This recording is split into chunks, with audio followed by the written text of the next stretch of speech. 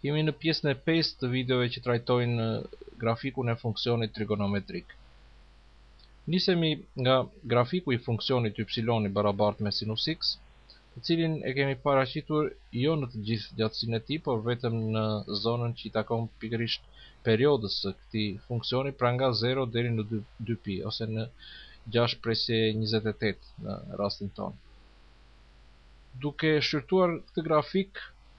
mund të konstatojmë ekzistencën e një lartësie maksimale, pra prej pikës më të lartë të grafikut deri në boshin e x-eve, e cila është e njëjtë me largësinë prej pikës që ka nivel më të ulët të grafikut,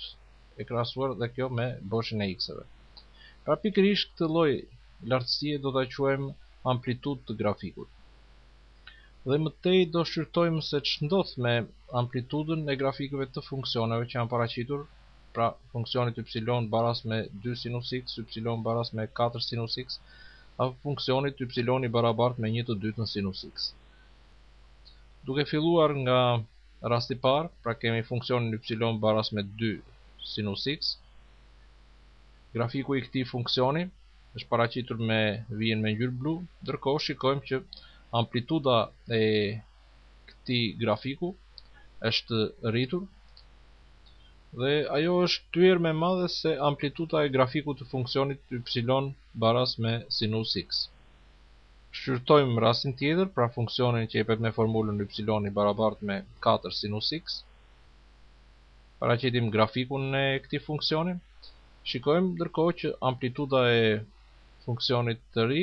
e grafikut të funksionit të ri, është 4 herë më e madhe se amplituda e grafikut të funksionit y barabartë me sinus x. Ndërsa për funksionin y barabartë me 1/2 shumëzon sinus x, do të konstatonim që amplituda e grafikut të tij është zvogëluar 2 herë në krahasim me amplitudën e grafikut të funksionit y baras me sinus x. Pra, nëse bëjmë një përmbledhje, kemi për grafikun e funksionit y të barabartë me 2 sinus x, një amplitudë që zmadhohet 2 herë, për grafikun e funksionit y barabartë me 4 sinus x, amplituda zmadhohet 4 herë, dhe për grafikun e funksionit y barabartë me 1/2 sinus x, amplituda zvogëlohet 2 herë. Gjithmonë këto krahasime bëhen me amplitudën e funksionit y barabartë me sinus x, më saktë amplitudën e grafikut të këtij funksioni. Pra në përgjithësi do të thoshim që në një funksion që jepet në formën y barabartë me a që shumëzon sinus x, ose dhe rastin tjetër që nuk kemi paraqitur ndonjë shembull, y barabartë me a që shumëzon kosinus x, për të dyja këto raste, pra amplituda përcaktohet nga koeficienti a dhe merret pikërisht e barabartë me vlerën absolute të a-s, pra merret vetëm ajo çfarë është numër pozitiv tek këta koeficientë. Rikthehemi edhe një herë tek funksioni y baras me sinus x dhe grafiku i tij. Këtë radhë po përqendrohemi tek perioda e këtij funksioni, i cila është pikërisht segmenti në boshin e x-eve që tregon gjatësinë e asaj pjese të grafikut që përsëritet vazhdimisht. Pra, ky grafik që gjendet brenda kësaj periode 2pi do të përsëritet në të njëjtën formë dhe djathtas numri 6/28 ose numri 2pi, po kështu do të paraqitet dhe në pjesën e numrave negativ. Pra në vazhdim do të shikojmë se ç'ndodh me periodën e funksioneve të tjerë. Ne kemi marrë dy shembuj, y baras me sinus 2x dhe y baras me sinus 4x, gjithmonë duke krahasuar periodat e këtyre funksioneve të rinj me 2pi, pra me vlerën e periodës së funksionit y baras me sinus x. Shqyrtojmë funksionin y baras me sinus 2x. Këtu kemi dhënë grafikun e këtij funksioni dhe shikojmë që ajo pjesë që përsëritet, pra perioda e funksionit të ri, është zvogëluar 2 herë në krahasim me periodën e funksionit y baras me sinus x. Pra nëse do bënim një llogaritje, perioda e funksionit të ri është e barabartë me 2pi, pra me vlerën e periodës së funksionit y baras me sinus x, e pjesëtuar mbi 2 që na jep si përfundim numrin pi. Pra është pikërisht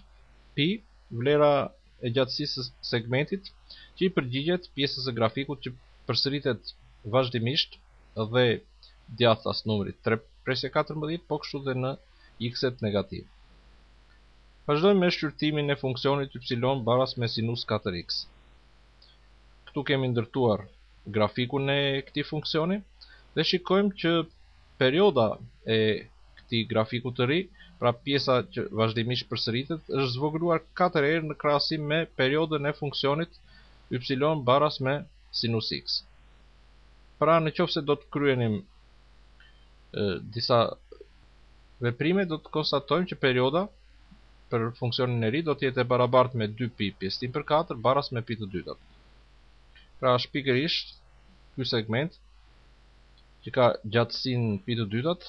ai që tregon atë pjesë të grafikut që përsëritet vazhdimisht, pra përsëritet djathtas vlerës pi të dytat, po kështu dhe në zonën e x-eve negativ. Për të vazhduar me një përmbledhje të asaj çfarë tham, kemi për funksionin y baras me sinus 2x, periodën që zvogëlohet 2 herë, dhe për funksionin y baras me sinus 4x, një zvogëlim me 4 herë të periodës, pra gjithmonë krahasimi bëhet me periodën e funksionit y baras me sinus x. Kështu, nëse bëjmë një përmbledhje për rastin e funksioneve të tipit y baras me sinus b që shumëzon x ose y baras me kosinus b shumëzim x, perioda do të përcaktohet nga koeficienti b dhe pikërisht duke kryer veprimin 2pi përmbi vlerën absolute të b-s. I rikthehemi edhe një herë funksionit y baras me sinus x, duke paraqitur dhe grafikun e tip për zonën e x-eve nga 0 deri në 2pi, dhe kësaj here do të shqyrtojmë lidhjen midis grafikut të funksionit dhe grafikëve të funksioneve të tipit y baras me sinus x minus 2 apo y barabartë me sinus x plus pi të dytat. Duke nisur nga rasti i parë, shikojmë që grafiku i funksionit y barabartë me sinus x minus 2 merret prej grafikut të funksionit y baras me sinus x nëpërmjet një zhvendosje horizontale djathtas me dy njësi. Ndërsa në rastin e funksionit y baras me sinus x plus pi të dytat, do të konstatojmë që grafiku i këtij funksioni merret nga zhvendosja e grafikut të funksionit y baras me sinus x në drejtimin horizontal majtas me një zhvendosje pra me pi të dytat njësi. Prej grafikut të funksionit y baras me sinus x, ne mund të orientohemi edhe në lidhje me grafikët të funksioneve të tipit y baras me sinus x plus 3 apo y baras me sinus x minus 2. Për rastin e parë, do të merrnim këtë grafik të funksionit y baras me sinus x plus 3, i cili merret nga zhvendosja e grafikut të funksionit y barabartë me sinus x vertikalisht nga poshtë lart me 3 njësi. Ndërsa për funksionin y barabartë me sinus x minus 2, do të thoshim që grafiku i këtij funksioni do të merret nga zhvendosja e grafikut të funksionit y barabartë me sinus x vertikalisht nga lart poshtë, kësaj radhe me 2 njësi.